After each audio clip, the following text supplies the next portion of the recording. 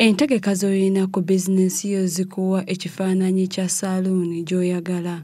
Enteekateeka zinnyonnyola ebiruubirirwa byo okutandikawo saaluuni yo. Enteekateeka ziyambako okukungaanya ensimbi ezitandika n'okugaziya bizinensi.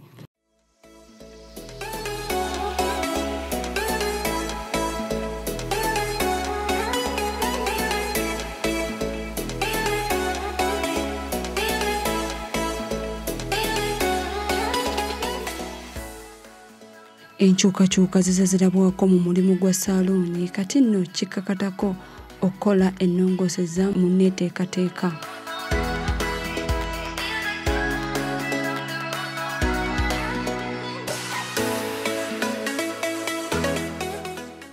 Hannington atunnyonnyodde ku lugendo lwa bizinensi ye.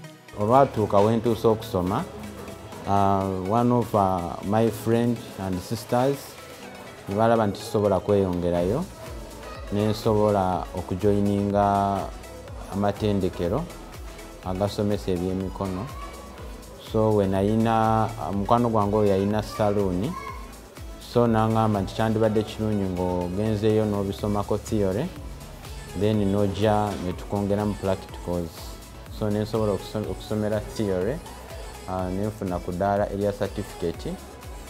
Then nenzija nenfuna experience okuva kwoyo mukwano gwange mu salooni gye twali tukolera. So kati giri myaka 10 nga ndi mu mulimu guno. Mukwano gwange twamala naye 6, 7, 8, twamala naye emyaka 4. Yes, nga tuli wamu nkola naye nga ansasula naye olwamala ne tusobola okusharinga business nembeera shareholder by then neteekawo baba section naye nga tusobola okukwataganira wamu emirimu gy'omu salooni nga ngikola nga bwe gyalina okubeera naye nga income yange yalinga ku baba shop.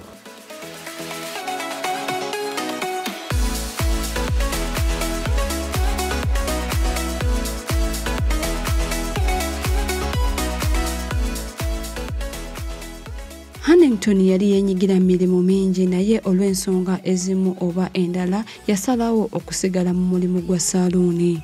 Because nali njagala okubeera dokita, so twalina obuzibu bwa school fees waka nga baana bangi be baweerera, so fees tezagiranga mu budde ku ssomero. So olwabeera awo nangamba in case nga tofuuse dokita olowooza kyandibadde ki.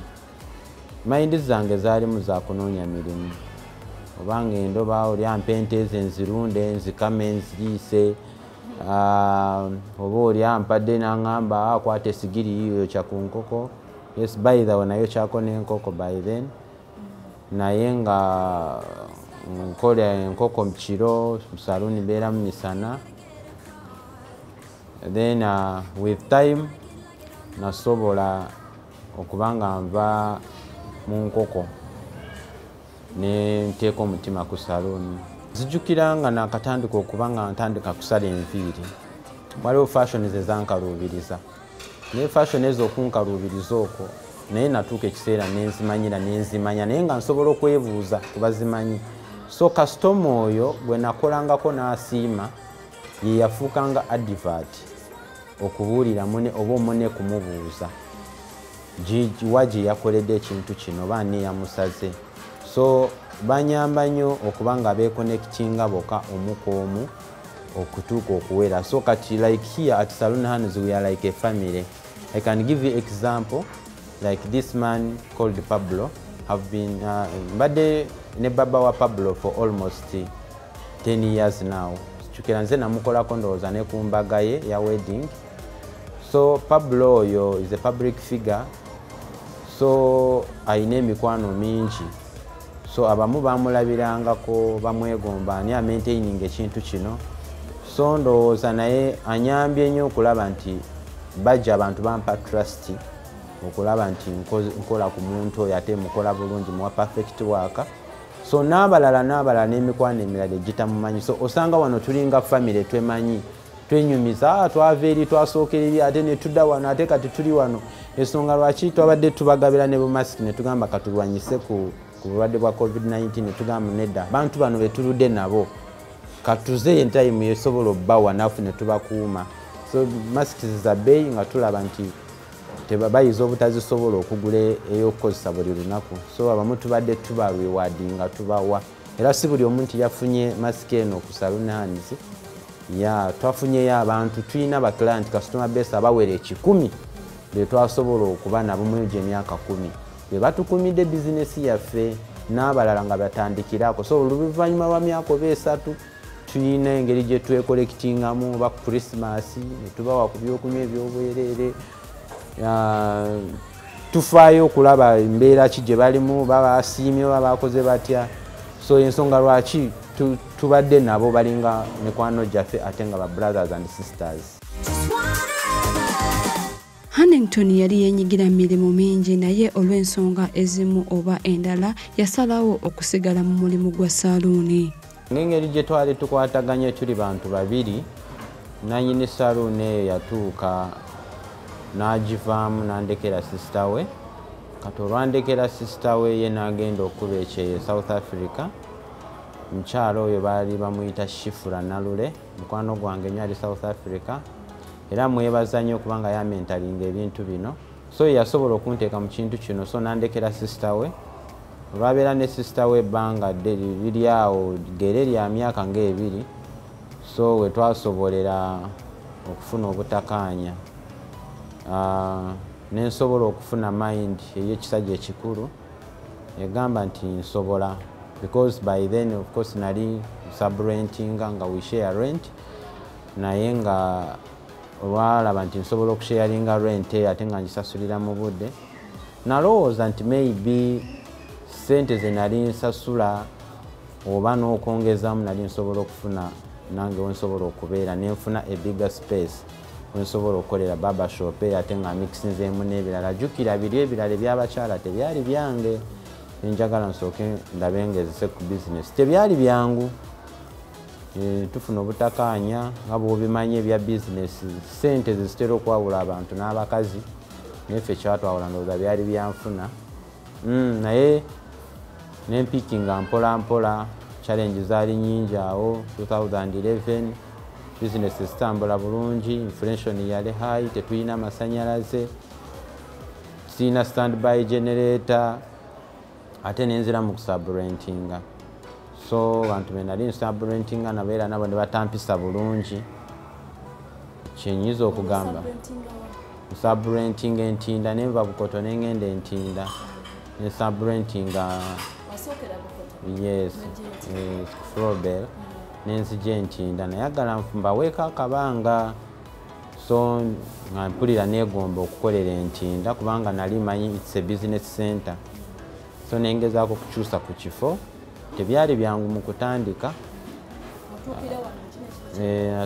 saatuukiramu kino ekifo naye natuukira ku kizimbe kino kyennyini nensobola okusubrentinga naye nga abantu benali subrentinga nabo ndowooza nga sente zembawa nga si kye baliko ndowooza sente bateeka mu nsawo tujja ne tufuna ate obukatakaanya ne landlord nga bw'obimanyi nkola business eyange oli akola yeno akola ebibye ebintu ebyo oluusi mu Uganda I think tebinaba kubanga birongooka buli omu aba alowooleza mu nsawo ya mune so tetwasobola okubeera wamu okumala ebbanga ddene kyatwala emyezi 6 okutuuka we nasobola okuyiiya nyina one of my sisters nankwatirako awo nasobola okumanya nti okutandika business si kyangu guba mutima naye nali sirina kirala kyakyensobola okulowooza by then nensobola okulemerako nenfuna luuma eyange ku bwange yali ejjamu ssente ze nali nsubrentinga.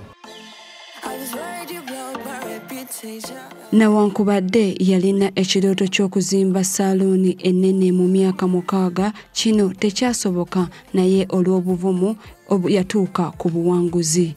I remember machine gye nasooka okugula yali ya $1,000 yali nkadde ino machine enkadde teyina na waya ng'osobola okugula waya separate n'ogigattako n'ofuna ku manyu amapya n'ogagattako naye ng'esobola okukola n'egulayo machine endala So I kept that heart of saving mu kabox nga bwensuulamu 2 3.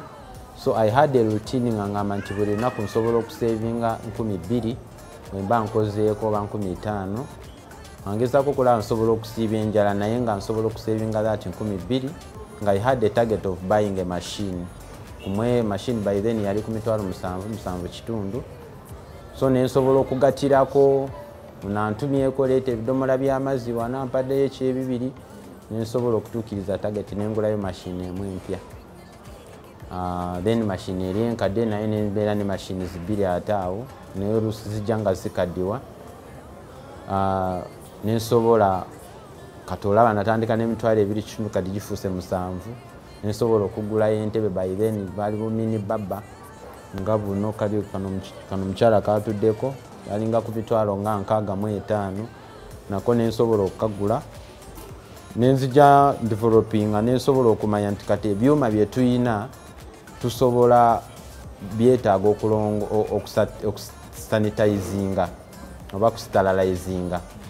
Then by then nali sina sterilizer nensobola okubanga nkozesa sanitizer zino ez'ebyuma naye abasinga abasaluni tebazimanyi bo balowooza nti bwoba n'ekyuma ekikola sterilizinga obuntu obeera omaze.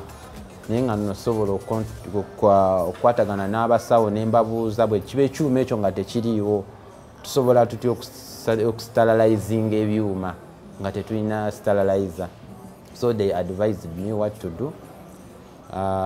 Nensobola okufuna sanitizer nyinza ogiyita sanitizer kati lwe lulimi oluliko. So nga nsobola okusala omuntu nengisanitizinga nembeera nga ngicycling nga nsobola okuba nga nkola ku bantu abangi. So by then era nenkola nnyo nensavinga nasigaza method y'akaboxi kange. Nensobola okugula sterilizer ekyuma ekyo. So nekisobola kuba nga kinyambako because nali ntandise okuwera kati machines nga nina okukozesa machines 2 3 omuntu omu because machine kati nasobola okuyiga nti kati abantu engeri gye bali abangi tosobola okukozesa machine emu ku bantu 3 nga zibuguma.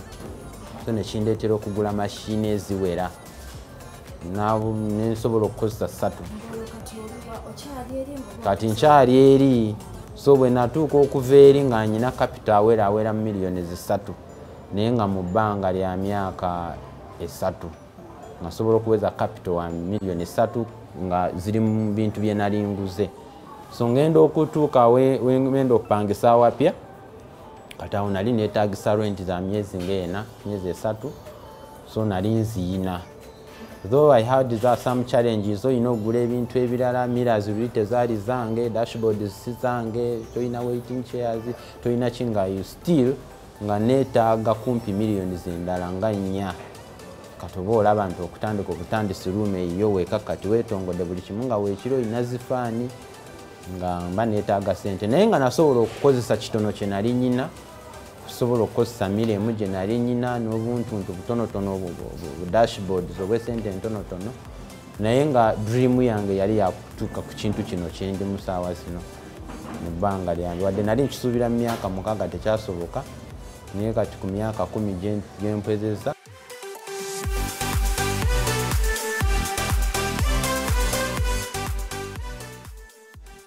Hannington ku nsonga y'okwetangira obulwadde bw'ati bw'atunnyonnyola. Ne zino social distance ze baayogerako ze nali nazikolaga ndowooza osobola okulaba ne distance omuntu kwatuula. So nga ne KCCA yatuyambawoko nnyo ne gavumenti nebeera ng'etusensitizinga ng'etuyita etukozesa emisomo kubanga yayo yamanya nti waliyo abantu abali eyo abali mu bizinesi naye nga tebazitegeera. So ne batwongeramu obukugu ne batusomesa engeri gye tusobola okwekuumamu endwadde kati abamu bakategeera zino endwadde coronavirus. So baali batusomesa ku ndwadde nga hepatitis B tusobola tutya okuzeerinda oba ne tutazikwasa n'abantu abalala. Engeri gye tuba nga tumiitinga abantu abangi tulina okweprotectinga ate nabo ne tuba protectinga. So ne basobola otusomesa ku ndwadde ezo ne batuyambako nnyo. Kansubire nti oyina choize mu biashara za kawaida kulwa Smart 24 TV Sam kagulire ku kamera. Alan Onen mugasi wa kifaananyi nange omuweereza wa program Biharimana Shakira.